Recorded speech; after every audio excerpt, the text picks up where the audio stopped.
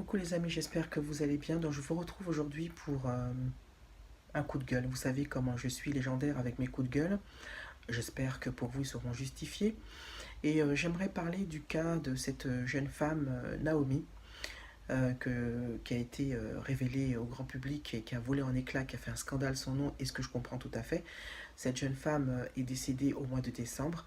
Et vraiment mon cœur, je suis de tout cœur pour les parents qui doivent souffrir. Mon Dieu, c'est une atrocité et pour toute la famille. Et je pense à cette petite Naomi qui est partie, qui a laissé un enfant et qui a dû avoir une souffrance atroce et qui a dû vivre un cauchemar avant de passer à l'au-delà. Et vraiment, mon cœur est saine pour elle, vraiment, parce que je sais ce que c'est que d'avoir perdu quelqu'un et vraiment, je pense très très fort aux parents. Là où mon coup de gueule va commencer, c'est que il y a beaucoup de débats, beaucoup de réactions que je trouve quelquefois injustifiées par rapport à maintenant la remise en question de la prise en charge du SAMU, la prise en charge des pompiers, la prise en charge des hôpitaux. Voilà, donc évidemment, tous les commentaires commencent à ressortir. Alors, je tiens à préciser les choses. L'opératrice qui a pris en charge l'appel de Naomi mérite une sanction exemplaire. C'est une honte pour notre travail, mais elle mérite une sanction exemplaire, vraiment pour que... comment expliquer? Pour que ça ne recommence pas. Voilà, et que Naomi malheureusement ne sera pas morte pour rien, parce que j'espère qu'il y aura des mesures qui vont être prises, d'autres changements, de nouvelles organisations, parce que vraiment, ce qui s'est passé est inadmissible.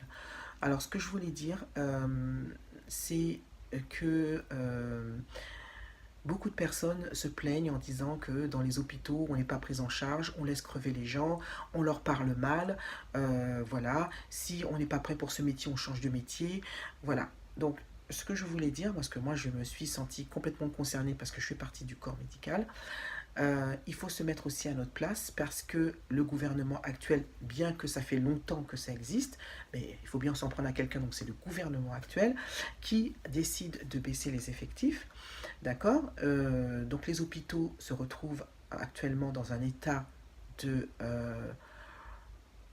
surchargé, voilà.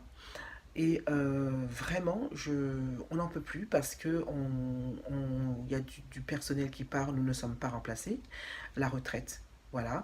Par exemple, ça me fait beaucoup de peine quand je vois de jeunes personnes qui viennent pour travailler et on leur annonce, et je peux vous dire que c'est vrai, du jour au lendemain, ben, vous ne continuerez pas, c'est un CDD, vous rentrez chez vous. Voilà, alors qu'on avait besoin de cette personne pour travailler et ça nous soulageait. Je vois mes collègues qui travaillent aux urgences qui sont complètement submergés, qui n'en peuvent plus, qui font des heures supplémentaires, évidemment, qui ne sont pas payées, parce que désormais, on nous enlève des RTT, on nous dit qu'il ne faut pas dépasser les heures, sinon vous n'êtes pas payé, mais malheureusement, quand on a une patiente sur les bras, on ne peut pas la laisser comme ça, c'est pas possible, c'est contre notre éthique, donc on fait des heures supplémentaires, parce qu'on a besoin de s'occuper de cette dame, mais malheureusement, on n'est pas payé. Et s'il arrive un accident de travail, eh ben, on dira, eh ben, c'est votre faute, parce que vous n'aviez pas à être là à l'heure où on vous a demandé de ne pas être là. Donc, voilà. Que dire de plus? Voilà, ça m'énerve.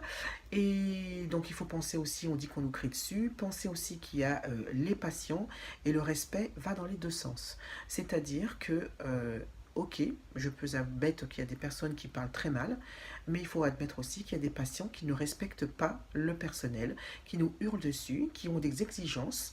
Par exemple, j'ai déjà eu, c'est déjà arrivé, des personnes qui appellent et qui nous hurlent dessus parce que le week-end on ne répondait pas. Ou que, oui, j'ai téléphoné, il était 21h, il n'y avait personne. Ça, c'est véridique, je ne plaisante pas. Donc, il faut arrêter. Les gens nous croient à leur merci. On n'est pas à leur disposition. Nous ne sommes pas des bêtes. Nous sommes aussi des êtres humains. Et le respect va dans les deux sens. Donc, on peut très bien parler, discuter, mais ne pas exiger. Voilà. Surtout que moi, je fais pas vraiment... moi, j'accueille aussi pas seulement des patientes, mais un public. Donc c'est encore plus compliqué, c'est encore plus difficile. Et j'ai un poste où je suis seule. Donc c'est pas évident, c'est pas facile. Heureusement que j'ai une direction qui est quand même très réactive quand il y a un conflit, parce que ça arrive que je me fais agresser, souvent par rapport à mon poste, mais j'ai une direction qui est très réactive, qui font les choses, parce que j'ai eu des situations qui n'étaient pas faciles, et ma direction a été vraiment très rapide et a bien fait les choses, et ça je l'en remercie. Mais sinon, c'est vraiment une catastrophe. Donc voilà, il faut arrêter de dire ça, il faut arrêter. Et puis une chose aussi, voilà.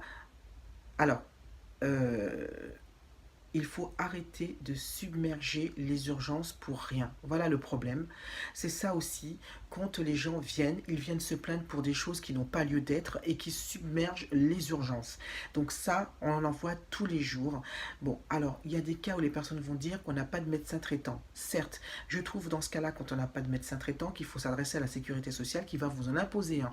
Parce que c'est pas normal d'avoir de médecin traitant. Dans ce cas-là, c'est pas possible. C'est vrai aussi qu'il y a des médecins, quand ils décident d'arrêter, ne prennent plus de nouveaux patients, comme on fait aussi. Donc il y a toute une nouvelle organisation à faire, parce que là, c'est pas normal. Autre chose aussi, donc on dit que ça marche. Il faut arrêter aussi la France. Vous aussi, dites-le moi, avouez-le, euh, tous ces numéros, parce que la pauvre Naomi, quand on en parle, la pauvre s'est trompée, on dit aussi qu'elle s'est trompée, elle avait appelé la police. Mais je dois vous avouer une chose, et j'ai pas honte de le dire, je confonds entre le 11, le 12, le 15, le 16, le 17, parce que le 18 même, parce qu'il y a plusieurs numéros. Donc mettez un numéro unique et mettez quelqu'un qui va pouvoir dispatcher les appels, parce que là c'est pas possible. Moi je confonds, hein. Tout le temps, ça m'est déjà arrivé, j'ai confondu. Et donc voilà, et ça m'énerve à chaque fois qu'on dénigre les hôpitaux, mais il faut mettre aussi à notre place. Alors, pour vous dire un témoignage, donc ma tante que j'adorais est décédée parce qu'en fait elle était venue aux urgences, elle avait très mal au ventre et quand elle est arrivée dans cette clinique où on devait s'occuper d'elle, elle a dit qu'elle avait très mal au ventre, on lui a dit mettez-vous là, c'est pas votre tour, vous attendez qu'on s'occupe de vous. Et en fait, les gens du personnel étaient débordés avec des gens qui étaient venus pour des nez qui coulent, des doigts qui sont coupés, des bobos qu'un médecin traitant pouvait charger. Et quand ils se sont aperçus que ma tante avait une urgence beaucoup plus importante que prévu, ils se sont trouvés dépassés parce qu'en fait, le cœur de ma tante commençait à lâcher et ils ont commencé à courir un peu partout parce que là, ils se sont aperçus qu'ils ont laissé ma tante s'asseoir toute seule dans un coin et qui attendait son tour parce qu'elle se dit, bon, bah, je vais attendre mon tour en souffrant le martyr. Et elle a demandé plusieurs fois, est-ce que je peux, s'il vous plaît, j'ai mal, mais attendez, c'est pas votre tour, c'est pas votre tour. Et voilà ce qui est arrivé. Je n'en veux pas au personnel parce que voilà, ils ont été débordés par tout ça parce qu'il y a un monde fou qui se présente pour rien. Voilà, je suis désolée de le dire, je serai franche.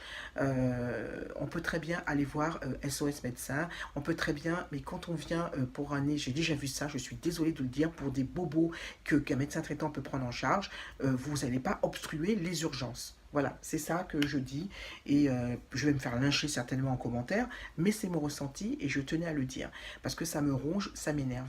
Et ma tante, je ne sais pas si on aurait pu la sauver parce que c'est vrai qu'un choc septique ça va très vite et c'est souvent mortel et c'est rapide. Et quand ils se sont aperçus que ma tante était vraiment pas bien et que la tension descendait, ils l'ont transférée dans un grand hôpital, mais c'était trop tard. Ma tante est décédée 2 jours après. Voilà. Ça fait mal. Hein. On nous laisse complètement abrutis. On ne comprend pas ce qui s'est passé. On se dit, si ça a été, elle serait prise en charge plus tôt, et ben, il n'y aurait pas eu de soucis. Et voilà, on aurait bien... est-ce qu'il faut porter plainte ou pas porter plainte? On ne sait pas, mais bon, de toute façon, porter plainte, pourquoi? Puisque le mal est fait, ma tante n'est plus là parmi nous, et c'est très compliqué, c'est très dur. Mais un an est passé jour pour jour, et on est toujours en colère. Mais malgré tout, je n'en veux pas au personnel, parce que je sais ce que ça peut être, et qu'on est débordé par des urgences qui ne n'en sont pas une. Voilà, c'est ce que je voulais dire. Malgré tout, je pense toujours à cette petite Naomi, comme on dit, paix à son âme, et qu'elle laisse un enfant orphelin. C'est très difficile et que j'espère qu'elle ne sera pas morte pour rien, cette pauvre femme, et que une nouvelle organisation sera faite, des formations. Voilà, parce que moi, je dois avouer une chose, moi aussi je réponds souvent au téléphone et ça m'arrive, désolée de répondre aussi un peu sèchement parce que quand on raccroche, le téléphone n'arrête pas de sonner, on ne peut pas avancer dans notre travail, on est débordé. C'est vrai que les gens n'y sont pour rien, mais quand par exemple on est euh, un petit peu stressé par un travail très prenant et que quelqu'un vous répond et vous agresse au téléphone, Eh bien, malheureusement, on ne devrait pas faire ça, c'est vrai, mais des fois, on répond aussi par l'énervement et l'agressivité. Voilà. Ben voilà, c'est ce que je voulais dire, mon ressenti. Donc, dites-moi ce que vous en pensez en commentaire. N'hésitez pas. Alors, attention, pas d'agression dans les commentaires, s'il vous plaît, parce que je sais que mes abonnés sont très compréhensifs et ça a discuté, mais les gens qui regardent et qui veulent agresser qui disent vraiment, voilà, on peut parler correctement sans aminosité, et moi je peux répondre aussi en disant un avis contraire, il n'y a pas de souci. Voilà, donc mes abonnés, je vous embrasse très très fort. C'était la vidéo du jour, et puis je vous dis à très bientôt.